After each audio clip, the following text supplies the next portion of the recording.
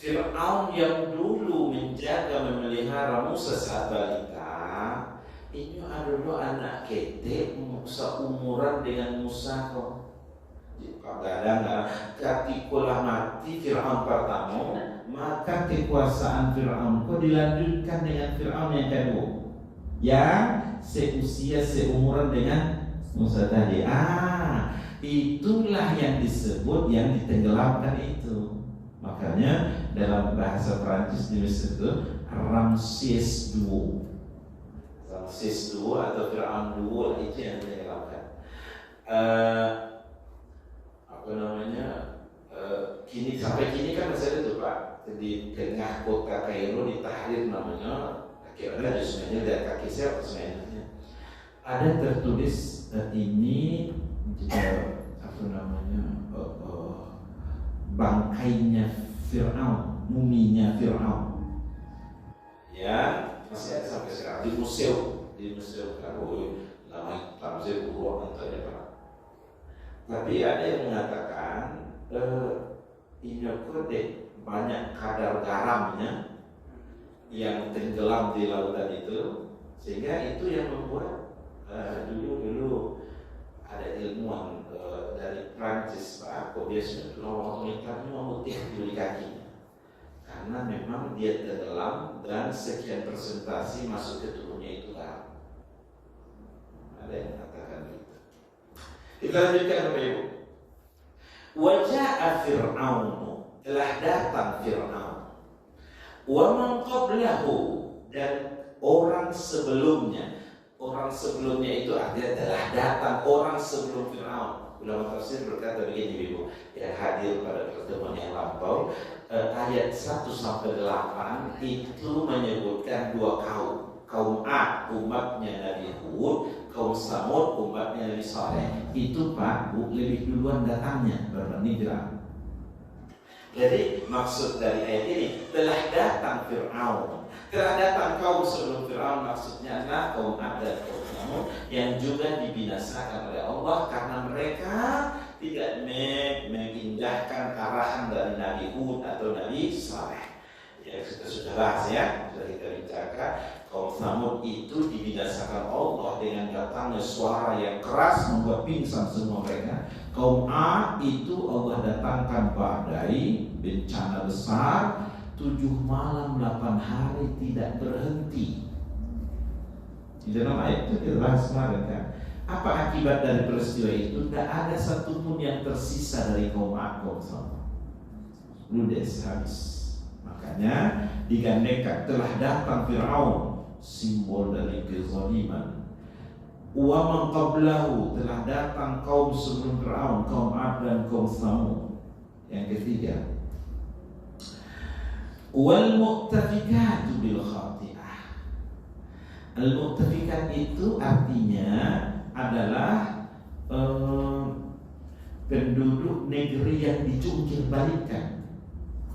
Maksudnya mu'tafikat berasal dari kata ifik, hamzah, fa, kaf. Ifik itu artinya terbalik. Kalau kita mau berjalan kaki di bawah, kalau di atas, kalau di bawah kaki di atas terbaliknya.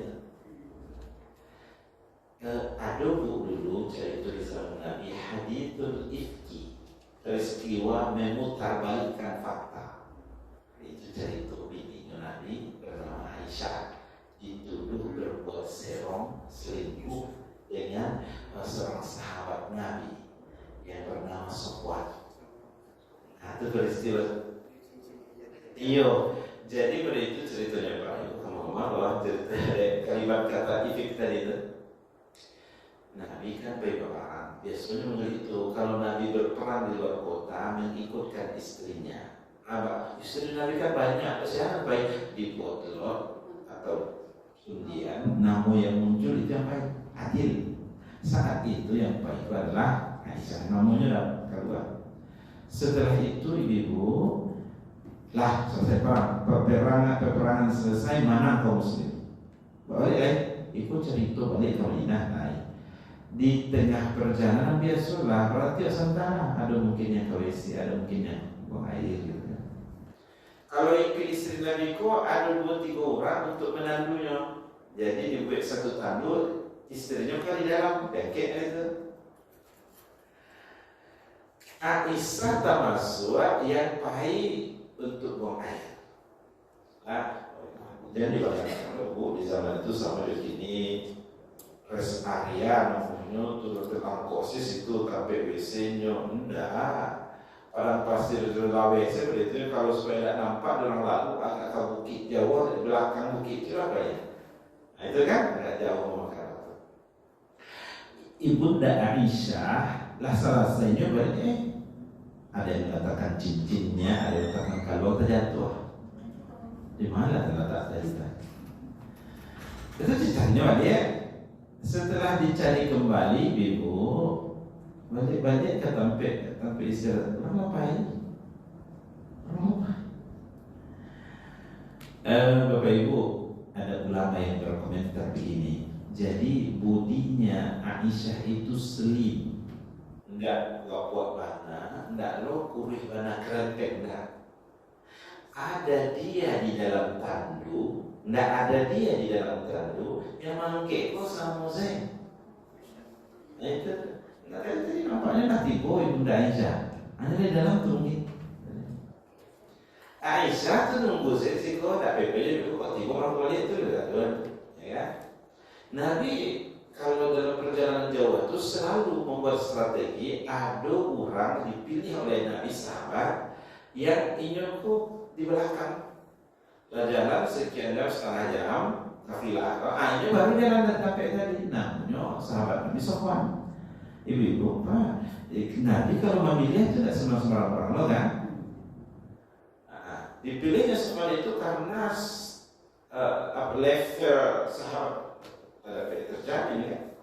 Karena mereka tujuannya di belakang kok ada beku yang jatuh, pedang yang jatuh, mungkin candy yang jatuh, nyepungok, beku tiba di Madinah diumumkan kan itu biasanya. Oleh karena itu Nabi memilih orang untuk melakukan pekerjaan itu tentu yang bagus, yang amanah. Kok tapi beku yang jatuh itu adalah harta rampasan perang Ames itu, ya non saya ya. Oke. Bapak Ibu, nanti jatuh hendak pegang loh. Istri orang nomor 1 di Madinah. Ibu Jawa kalau nomor 1 di Sumatera Barat, atau ibu kita PKK sekali itu. Kadang di malam hari ini yang gubernur tuh. Posisinya itu penting kan. Pak Bu di Madinah lah ibu orang. Apa ibunya? Istri Nabi berselingkuh dengan Sofwan. Dan benci per Nabi yang benci dengan Islam itu mendapat tempik ya kan, digorengnya sampai amui. Bapak Ibu yang dimuliakan Allah, ibu. Untung saja di saat itu ada Facebook, ada WA, kalau ya. Tidak ada pun itu Allah merekamkan peristiwa itu dalam Quran. Sampai hebohnya Abu Bakar itu banyak membantu di rumahnya ya. Dia pembantu kui-kui lo terlibat menyebarkan berita. Ulang lagi kan yang surah pemutusan hubungan kerja setia. Kacau. Bapak Ibu, sesampainya di Madinah, Nabi belum buat keputusan apa-apa. Ibu Aisyah, apa kata Aisyah Rasulullah? Kalaupun saya mengatakan berkata jujur apa yang sebenarnya terjadi, mungkin saja kamu tidak percaya karena terlalu menggurita berita tentang perselingkuhan Aisyah dengan Sofwan. Kalaupun saya berbohong menyampaikan sesuatu yang tidak terjadi atau tidak sesuai dengan kenyataannya, kamu juga pasti tahu karena kamu adalah seorang Rasul. Oleh karena itu saya antarkan saja saya pulang ke rumah orang tua. Pensiun jadi Nabi. Nabi tidak buat keputusan. Bapak Ibu yang mudah dimuliakan Allah, bagaimana akhir cerita dari hadis Ifki ini?